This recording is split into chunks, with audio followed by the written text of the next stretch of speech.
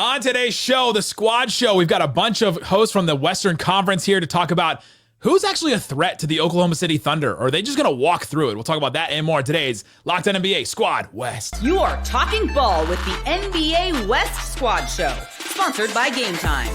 From the Warriors to the Lakers, the Mavericks to the Nuggets, and everyone else in the West, the local experts of the Locked On Podcast Network bring you all the scoops, breakdowns, and the most comprehensive look at the Western Conference.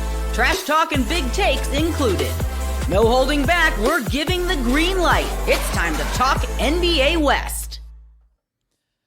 And welcome into the Locked On NBA Squad Show West. My name is Nick Engstead, host of the Locked On Mavericks podcast and NBA Game Night, part of the Locked On Podcast Network, your team every day. Thanks for being in every day or making one of our shows your first listen. Hopefully it could be Locked On Mavs, could be Locked On Thunder with Rylan Stiles, could be Locked On Jazz with David Locke, Locked On Warriors with Chuck Walter, Locked On Lakers with Andy Kamenetsky, all in attendance here. Today's episode is sponsored by PrizePicks. Now is the perfect time to join. Download the app today. Use the code LOCKEDONNBA to get $50 instantly when you play your first $5 lineup. That's right. No need to win to get the bonus. It's guaranteed. PrizePicks.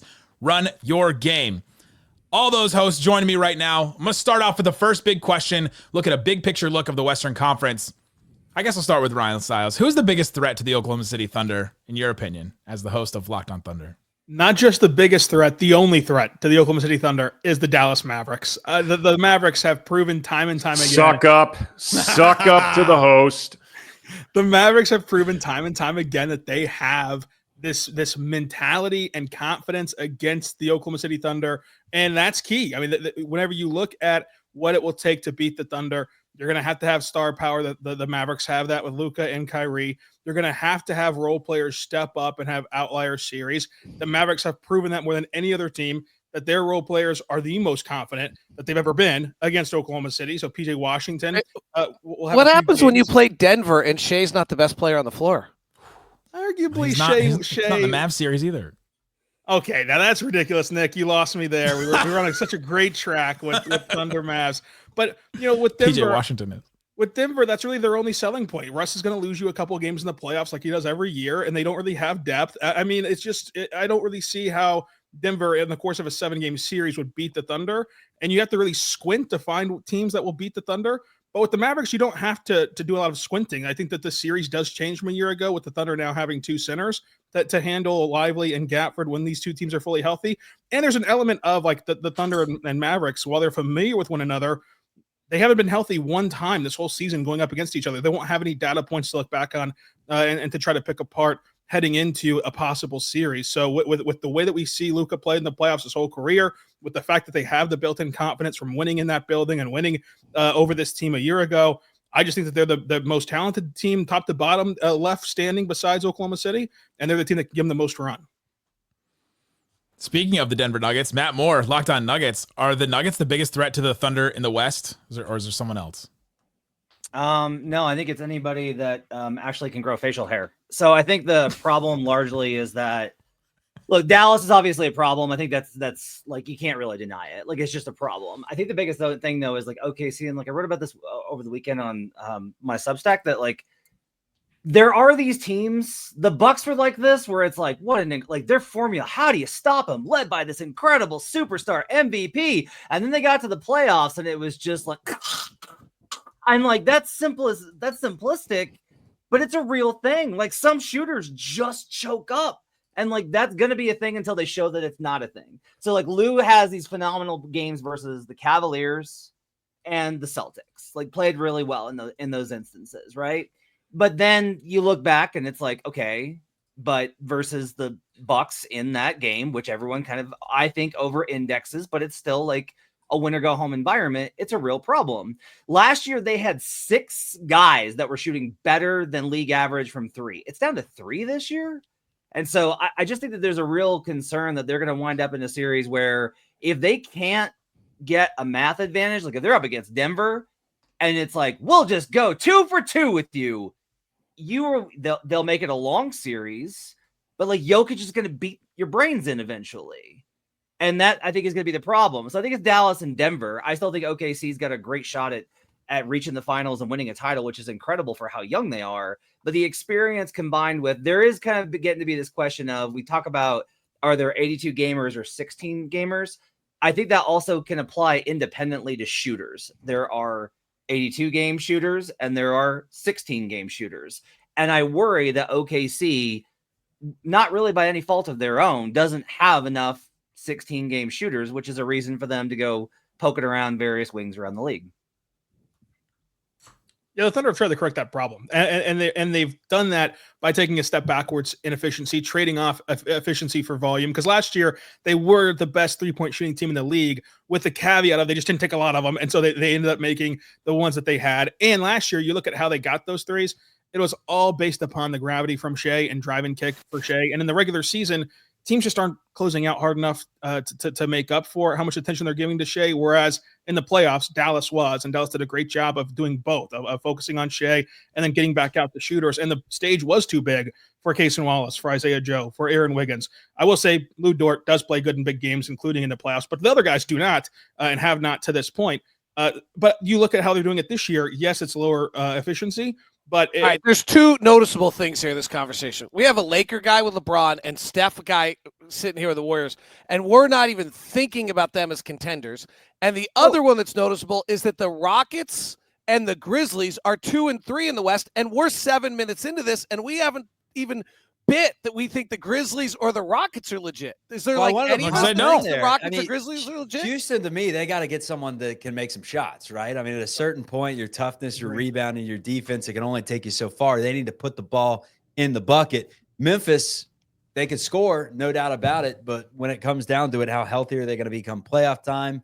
To me, it's like Golden State, Los Angeles, they need to make some sort of a trade. At least Golden State does if they want to be in the mix for this thing. I do think they could sneak out a playoff series win if they can, get into that 6th seed. That would be ideal. But I look at the biggest contender to Oklahoma City is going to be the team that makes a move, whether it's Houston, whether it's Memphis, whether it's Denver. Someone's got to make a move. Otherwise, I think Oklahoma City's cruising. I was going to ask if we take the Lakers and the Warriors and we just put their rosters together, if they could get out of the play-in tournament. Do we think that's the thing that they can do? Joe Lacob tried to do that last year. We were poking around to see about LeBron. Not too late, Andy. Not too late. You can get Kuminga. We want AD, not LeBron. We need AD. I mean, that would be the I think the Warriors should do it again. I don't see why not. Yeah, I don't know what Golden State's doing, man. It seems like they're just kind of in purgatory right now. Andy probably feels the same way about the Lakers. But with Golden State, it's like they have assets to move if they want to move them. But they talked the entire offseason about how that may be the play, how they're looking for their big fish, how they're always going to stay competitive with this current core. But it doesn't seem like they want to move anyone. So they are just kind of who they are at this point until they show me otherwise. They did go after Schroeder, though. Get real. Yeah, and I mean, they sent some seconds away. And until someone makes a move in the West, which is what happened to the Thunder a year ago in some ways, of like the Mavericks went and loaded up with PJ and they were able to go get Gafford, and that changed this. Those two guys changed the series because in the non-Chet minutes, Gafford was incredible, and the Mavericks just had the simple benefit of having two centers. So the Thunder only had one, and then PJ, we know what he did to the Thunder. He single-handedly nearly beat the Thunder by himself, and without those two moves, perhaps the Mavericks don't get past the Thunder, and it changes the entire playoff. So whoever goes and gets Cam Johnson, whoever goes and gets Jimmy Butler could change how we're talking about this kind of stuff. I do think that of the two, Rockets and Grizzlies, the Grizzlies are the much bigger threat to Oklahoma City and to everybody out west. And for the Thunder specifically, wait, Houston's a couple years away. I watched the Grizzlies the other night. So the Grizzlies are super interesting. They're only running 35 pick and rolls a game. Like Phoenix runs 90. They run 35. They're doing totally different things than everyone else. They spread it 5 wide. They just drive it. They're not running. And then they get into the final 5 minutes against Houston. And you know what they ran every play? High pick and roll with Brandon Clark and John Morant. Like, I'm not sure that I buy that what the Grizzlies are doing right now actually parlays at all in the playoffs. They're in transition at an outrageous rate. That doesn't parlay into the playoffs. I think they're the ones who actually better have good seeding and good matchups in the first round, or they end quickly. Well, that's why I think that they're really interesting, because I think the Grizzlies may have the most options of any team in the West. Like OKC has variations on a theme, but the Grizzlies are like, all right, we're going to run double big with Edey and Jackson. All right, we're going to run 4 guards with Ja and Bane and Wells and just go on down the line. Like they have all this optionality, but you're kind of right that their bread and butter isn't as sound. My thing is like, I like to hear from Jackson, like, Jackson, like, what are the Rockets? Is there a case that they're a year away, to the Thunder? Jackson. That's what they are. They're a year away, right? I think they're who everybody, the skeptics, think the Thunder are in terms of being a year away. I think the Thunder are ready. I think Houston is what the Thunder were last year, and that's fine. Like they're not supposed to be a legit contender right now. They're ahead of schedule in the way I think Oklahoma City accelerated ahead of what some people projected. But when you talk about the Thunder, whether or not they're ready, whether they've been through enough, I think that's actually Houston, not OKC. I think Houston is a direct comparison to Memphis in 21-22, that team that lost to the Warriors, but they were the 2 seed. I thought that Memphis team, Houston, somewhat of a correlation there, but I digress. Let's do debate rules where Jackson gets to respond now that his team has been mentioned. Look, I mean, this Rockets team, they're still searching for their guy is the problem. They don't know who their true number one option is. Look, they've had this quote that's been circulating earlier this season from Dylan Brooks. Sometimes you, sometimes me, always us. They have this team-first approach where on any given night, right, you know, Jalen might be the best player. Shingun might be the best player. Fred, Dylan, Amin, Tari, Jabari back before the injury. But that's kind of bad. It's beneficial, but it's also problematic because on any given night, they really don't know what their offensive hierarchy is. It's a problem.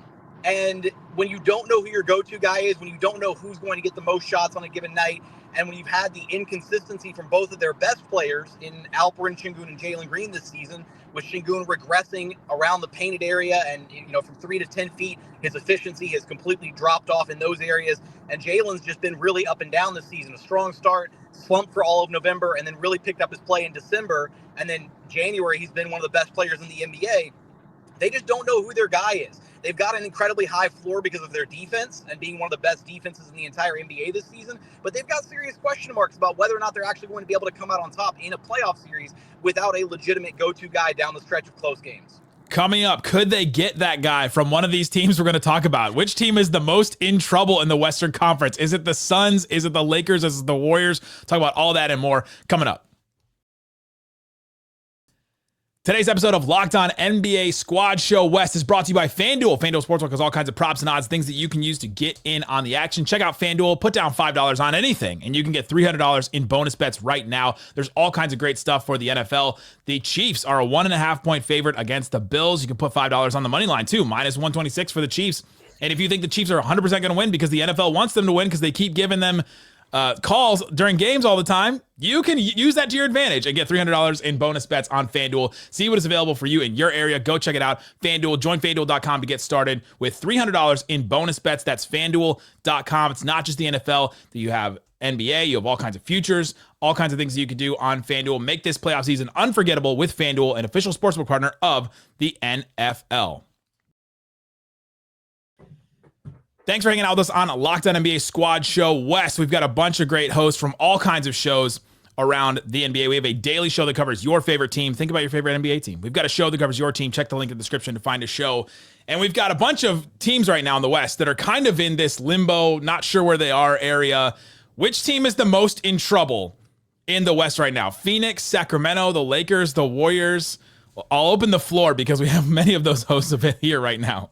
It's got to be a consensus pick, right? It's got to be the Phoenix Suns. And if we're talking about this season, well, in part because nobody from Phoenix is here to defend themselves. Yeah, they're playing right now.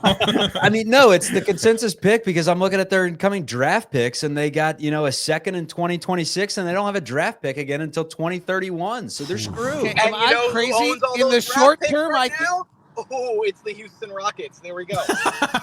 He's got their picks. Am I crazy? Because in the short term, for like a playoff series this year, it's not. I like Phoenix more than I like the Lakers or the Warriors in a playoff series. Well, the difference is that at least the Warriors, they can make some moves if need be. I granted they only have a few weeks to do it, but they can make some moves. They can add to the team. They've talked about potentially getting Vucevic, who just put up 40 points for Chicago. He's a 20-10 guy. How much does he help the team? He doesn't hurt. He doesn't hurt. You're losing me, Joe. Damn sure. You could trade for Lowry. Oh, wait. No. How the Warriors' hypothetical trades during the season have fallen. Like, we've gone from Jimmy Butler to Larry Markkinen. Jimmy Butler, that was all media narrative. Jimmy Butler was never on the table. I'll say this, though. You're right. I mean, Phoenix does have, I guess, the most potential for everyone to kind of figure it out, especially with Nick Richards now down low. Shout out Kentucky Wildcats. He's nice. He gives you some shot blocking, could step out, hit a jumper, and gives you definitely an ability to grab rebounds, block shots, and protect the rim. But if we're talking like who's in the best spot moving forward, it's definitely not the Phoenix Suns. Let's put. I think it's the Warriors. They're stuck, man. They're stuck. First off, we have fallen from light years from we are light years ahead to maybe Nick Vucevic can save us. Good God. That's behind the curve. Matt, you know what I've Years compared to this dark to? years. There we go. You know what I've compared this to, Matt, is and I'm not going to spoil it for you if you've seen it, but it's the show Penguin that's out there with Colin Farrell. There's a scene at the end, and he says, before he does something drastic, he says, family makes you weak. And if you've seen it, you know what I'm talking about. But it's kind of this case with the Warriors. Like, they're afraid to make the move. They're afraid to pull the plug. And that's what they got to do in order to move forward. McConaughey said it best. Sometimes you got to go back. Although in this case, they don't want to go back. They want to cut ties. And the issue is they're keeping all these pieces in check from championship teams, the Paytons, the Loonies.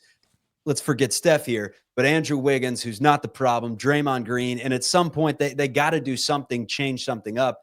And it just doesn't seem like they're willing to do that. Chuck's had a lot of time to watch some TV and movies with the Warriors not going deep in the playoffs anymore. Yeah, summer's off. 2 references and 1 answer. When Draymond was like, no, we're all in on this. Like, we don't think we should sacrifice the franchise's future to win right now. And I'm like, who do you think we is gonna be here, Dre? Yeah, Klay Thompson would like to know that too. How do you think this ends for you? Because if Giannis goes on the table this summer, you should probably get used to bratwurst.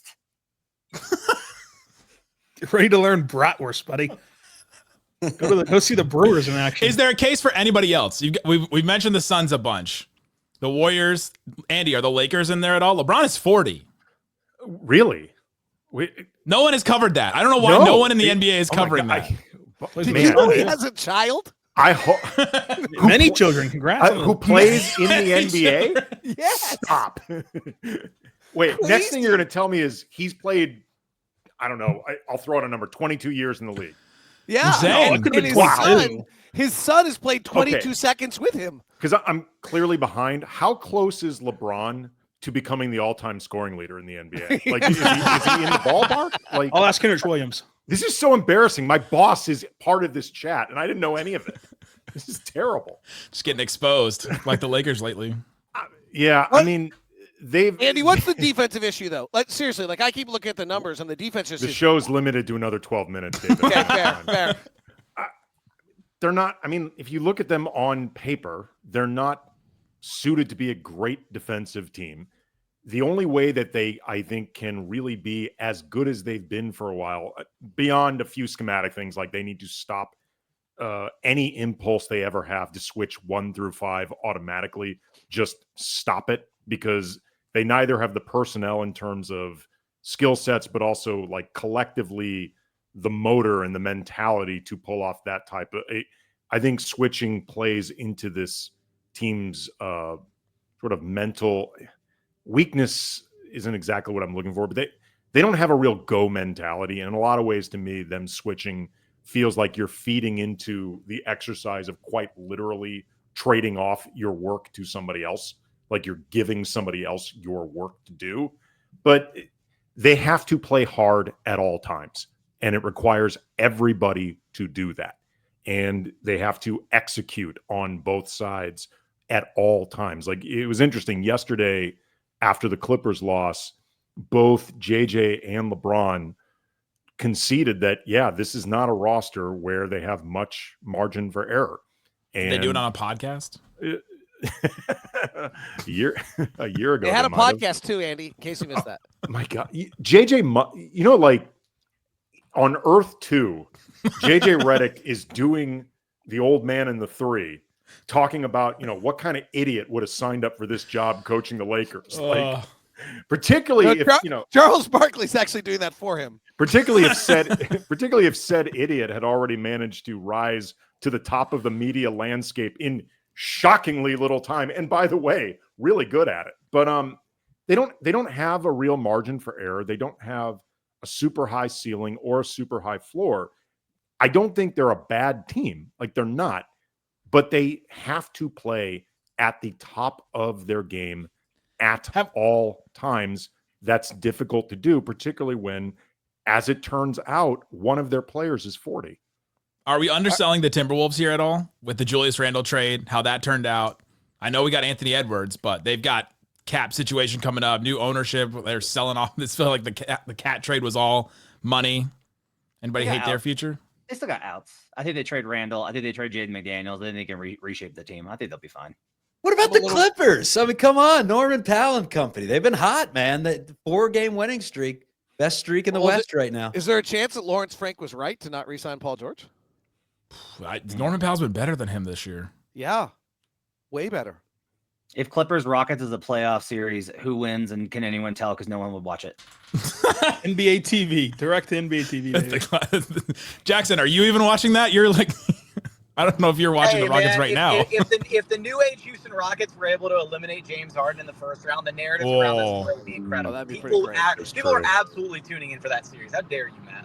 All right, if Phoenix, Golden State, and the Warriors make the playoffs, which is actually probably not possible, which one do you think is most likely to pull a first-round upset over Memphis or Houston? Phoenix, the Warriors, or the Lakers, or the Timberwolves? I left the Timberwolves out. So the Warriors twice. Warriors, Lakers, Suns. Sorry. Lakers can absolutely upset Memphis. Yeah. Absolutely. They still don't have an answer for him. Jaren can't do anything. AD gets absolutely beasted by everyone who's bigger than him, and that's like the one guy he gets. He gets that one guy, and then everyone else. Memphis does not have a big Euro center, which is the kryptonite for. Where's Anthony Edie Davis. from? Is Ja Morant healthy for that game? Because Warriors are 2-0 without Ja this season. So I like their chances. He's not. I would love to pick the Suns in this, but I don't know what's been going on with Devin Booker this year. At one point, we were comparing him to Shea. Like, him and Shea were in the same category, and now it's just like not even close. Locked on Suns, it was drastic. Like, I listened one week and it was like, this is a real title contender. Second week, there are maybe some problems. The third week, welcome back to Locked On Suns. I'm going to start drinking now. Like, I mean, it was rapid how quick that went down. The slow descent into a Daily Show madness. This is something I think we've all gone through, where you slowly realize your team is not as good as you thought they were going to be. I mean, Chuck, at the beginning of the season, I was like, oh man, I may be really wrong about the Warriors. And now I wasn't wrong about them at all. Yeah. It's kind of what we come to expect. It's an interesting team, though, man. They either get 20 points from Buddy Hield and they're 10-0 when they get the 20 points, or they shoot at 32% from the floor. It doesn't make sense. When you're relying on Buddy Hield to shoot like 75% from behind the arc, probably not a sustainable form. I was like, maybe it's a new system. New system. He's figured it out finally. The former lottery pick. He's playing like he did at Oklahoma, and it. Which team has surprised us the most in the West? Coming up, we'll talk about that and get into it on all the other West teams on today's Locked On NBA Squad Show West. Today's episode of Locked On NBA Squad Show West brought to you by Prize Picks. Prize Picks is daily fantasy made easy. Got to go there, check it out, see what's available for you. It changes all the time. By the time I'm done talking about it, everything will change on Prize Picks because you can do completely different things. All you have to do is pick more or less on at least 2 players for a shot to win up to 1,000 times your cash. You pick more or less on stat projections, points, rebounds, yards thrown, touchdowns, all kinds of different things. You can do hockey as well. Don't ask me any stats on the more or less on that. I don't know. Sorry, Prize Picks. All kinds of different things you can do on Prize Picks. And now is the perfect time to join. Download the app today. Use that code LOCKEDONNBA to get $50 instantly when you play your first $5 lineup. That's right. No need to win to get the bonus. It's guaranteed. Prize Picks. Run your game. We're here at Locked On NBA Squad Show West, and I want to talk about the team that surprised us the most. So this is open to anybody. Who is the team that has surprised you that they are a lot worse, like the Pelicans, a lot better, like the Rockets? I think the Rockets are a team that surprised me a lot. I thought they would be I had them in like the 7 to 9 range. I thought they'd be better than they were last year, but to see them number 2 comfortably right now, Jackson, like that is a team that surprised me a lot. They surprised me. They've exceeded every level of expectations that they set for themselves this season. I had them pegged going in as like top end of the play-in tournament, and maybe if things broke really, really well for them, they'd be fighting for like a 5th or 6th seed in the West. And they've been comfortably the 2 seed for most of the season, right? Again, it's that high floor with the defense, and then on the nights where they are able to try and, figure, a couple things out offensively, Valperin Şengün shows up. If you get a big night from one of the guards, be it Jalen Green or Fred VanVleet, then that's what the recipe for success is. When you get Şengün, who's been their most consistent piece all season, and then one of the guards steps up and actually plays like a dynamic downhill threat and is able to kind of be the Robin to his Batman, things look good offensively. But there have been a lot of games where things don't look good offensively because of the inconsistency. So yeah, they're definitely the most positive surprise this season. Can I have a minute with my fellow stat geek, Matt Moore, over here for a second? Matt, how have they put 12 inefficient offensive players all on the same roster and somehow been okay offensively? I mean, I think it's a lot of that has to do with like they don't look as good under the hood. When you kind of get into it, you start running into a lot of like, that's weird. I think that there's probably a little bit like if you look at their shot profile, that's been a lot of it. Ime's always had really good shot profiles. It was that way in Boston. It's been that way. They actually don't take as many threes as they probably need to. But I mean, like, look, when you kind of look at their offense, they've had a pretty weak offensive schedule, I think is part of it, to be quite honest with you. And I think the other thing is they get out and run and they really press you, and they're really good in mid transition. That's the other area where I think they really excel is they're able, because they get stopped and because they get turnovers, they're hitting you in not only transition, but mid transition before the defense gets set. I think when they get into a playoff environment, if they get into a playoff environment and it's like your turn, my turn, your turn, my turn, they're going to really struggle trying to get separation. That plus the usual Jalen Green blip on the radar, I think is how they've managed to do it. David, I know you covered the 10-30 Utah Jazz and are the voice We're not surprising. The Jazz. There's nothing surprising about how bad that is? No. Did you watch Duke versus Syracuse? Yeah. Did you see Rutgers last night? There's nothing surprising about what's going on in Utah. Can I give one little note that I think surprising and I need to throw out there because it's bothering me? Do you know who the worst defensive team in the NBA is the last 10 games? The San Antonio Spurs. How is that possible when you have Victor Wembanyama on your roster to be the worst defensive team in the entire NBA, and then we're going to vote him Defensive Player of the Year? Yeah. Maybe we shouldn't have cast our ballots for Victor yet. I mean, when the Thunder have a historically great defense, I might add. I'm going to go with Ryland on this one, by the way. And Ryland, by the way, your point that we had to squint to find somebody close to as good as the Thunder in the opening segment is probably the most truthful statement that's been made in this show. Thank you. Who's the candidate though, right? Like who's the? Well, that's the thing. They're going to split the votes. I would say that like Shea deserves a ton of credit for what he does on both ends, but then J-Dub has been magnificent this season, and I think that J-Dub should be the Defensive Player of the Year because you just do not see guys who can legitimately defend 1 through 5, and he's had to play center for 2 different stints now this season as someone who came into the league playing point guard in college and has now had to play the 4, now play the 5. He plays all over the court, and his defense has legitimately been there, making a leap on that end of the floor. I don't care at all about the All-Star game. Like like nothing bores me more than conversations about what's wrong with the All-Star game. How do we fix? Like when the answer is just scrap it. It's an obsolete concept. They don't serve the same purpose as they used to when it used to be something that players needed for marketing in like 1997. It's a different world now. Like all leagues, their version of the All-Star game sucks. But I've been angered at the idea that Jay Will might not make the All-Star team this year. like that honestly strikes me as a travesty. He has been that good this year. Like that as the play-by-play announcer of this group, I'd like to just point out that the Thunder's stupid thing about Jay Will and J Dub doesn't work because one of you just referred to him as J Dub and the other is Jay Will. No one knows. But the other one doesn't play anymore, so just get. He's a starting center. Starting center right now. He only plays. He took like 5 charges the other day against the Mavs. Well, he leads the league in that 2 years ago. Did I just lobby really hard for the wrong guy? Yeah, you lobbied for Arkansas Jay Will, which I don't blame you, man. Listen, if there's one thing the All-Star game's missing, it's damn charges. All right. Someone out there saying hard. His mom calls him J-Dub, and that's the only reason I'm okay with it. Like, that's it. If your mom calls you that, what does your mom call you, Matt? She calls me Matthew, which I do not like. So mine is rarely. Good one. Is anybody surprised by Sacramento? They've had this like up and down season where they went way down. I mean, it was the depths were deep. Then they fired Mike Brown, and now they're back and they're like above 500 and then play in, and that's kind of where a lot of people expected them. Matt George, I killed him for firing Mike Brown. Thought it was reprehensible. Horrible firing. Matt George went on and was like, welcome back. Literally, Matt George said, welcome back to basketball hell. And then like it just worked. It just worked. I don't understand it.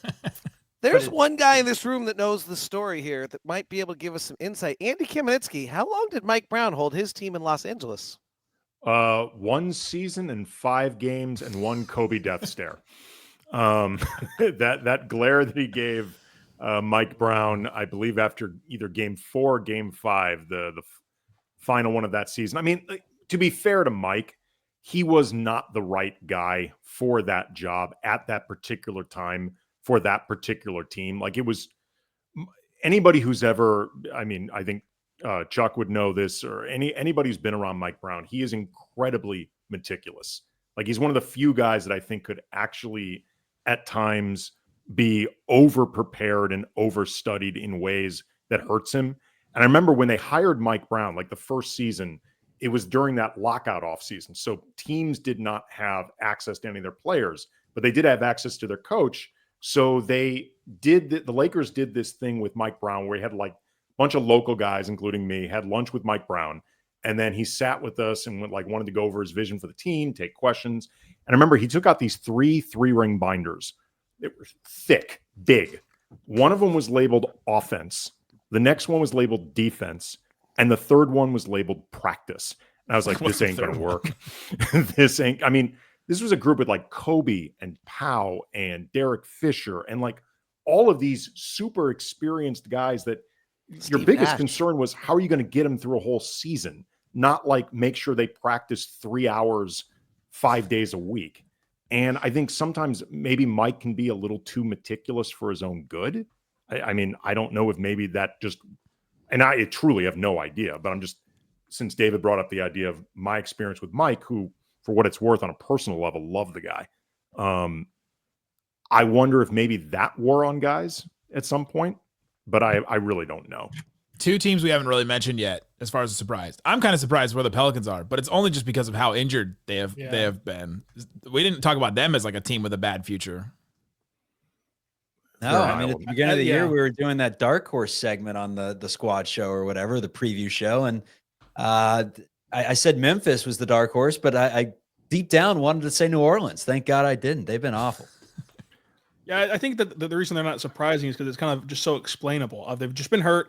And I don't think that they have a bad future because they have a lot of outs to get out of whatever you think is going to hold them back. They have kind of get out of jail free cards littered throughout their arsenal. So I'm fine with New Orleans. You know, in some ways, they remind me a bit of, when we were talking about the Lakers and the Warriors and I guess the Suns on some level. Like, when things aren't working, do you have the cojones to do blank? And with, like the Lakers, for example, it would be, do you have the cojones to say to LeBron, this isn't working? It could be in everyone's best interest to perhaps move on. Same thing with like the Warriors. Or do they have, not that they'd move Steph, that's a different thing, but the idea of, do you have the cojones to not be good in the twilight of Steph's career, even if that is what's best for the organization? With the Pelicans is, do you have the cojones to admit that Zion, this seemingly can't miss prospect, the face of your franchise post AD, it's not working? And for whatever reason, it's not likely going to work in this setting. Do you have the cojones to move on? That's 2 in a row, though. AD and Zion to have the number 1 pick not work. So the Pelicans, if you look, but it's not working, and it doesn't look like it's ever going to work. Whether it's the Pelicans' fault, Zion's fault, both, whatever. The whys on some level don't even matter as much as what we know to be the truth. The last team that we have not mentioned at all is the Blazers. I'm just going to open the floor. Any thoughts on the Blazers in any way? How did the Blazers and Pelicans talked about a Zion for the number 3 pick swap on draft night? Like, medicals were exchanged, and somehow both teams lost by not doing that trade. I don't know how they did that, but somehow both teams lost not doing that trade. If you could trade for Zion, would you? Anyone in this room? No. As a As No a way. spectator of the Warriors every single night, absolutely. I'd love to see him and stuff. I would trade for Zion. I would trade for Zion. Absolutely. Absolutely. And As Take the a Utah gamble. Jazz, as the Utah Put it all Jazz, in I would black. trade for Zion. If you can buy low on Zion, sure, but how much are you willing to actually pay for a guy that hasn't been able to be healthy at all consistently in his career? He played like 65 games. Well, like 70, One time. 70 last year. Hey, I'd move on from Draymond Green and throw him in that power forward position tomorrow if that's what it took. New Orleans wants some culture. Chuck's going to be featured on the Draymond show tomorrow.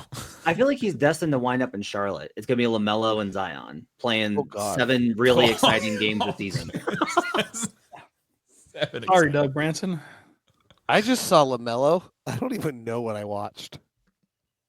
I have no idea what I think of that.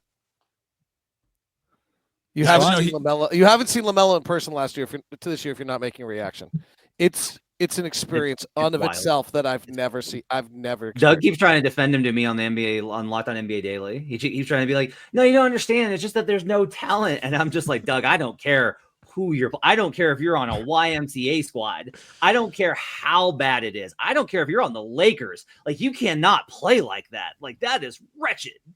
Is it possible that given his new Def Jam contract, Jello could be the one that has, like, in his own right, the career with the highest trajectory or like the most accomplished? I mean, he took one hit. He took one hit. At least LaMelo's made one All-Star. He's probably gonna make another one.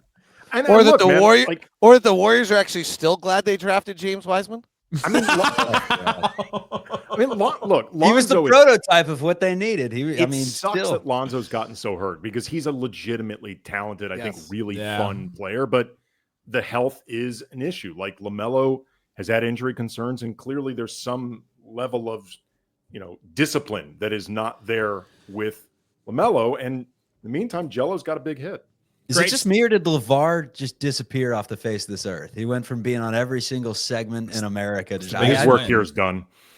The real question is, if you could roll all the Ball brothers together into one brother, get the health from LaMelo, the talent, whatever, and then also Jello's rap career, would that be the greatest NBA player of all time?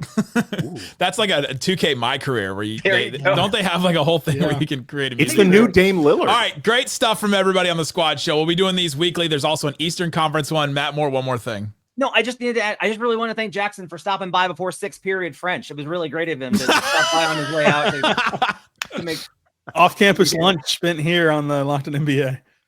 Thanks so much for hanging out with us. That's it.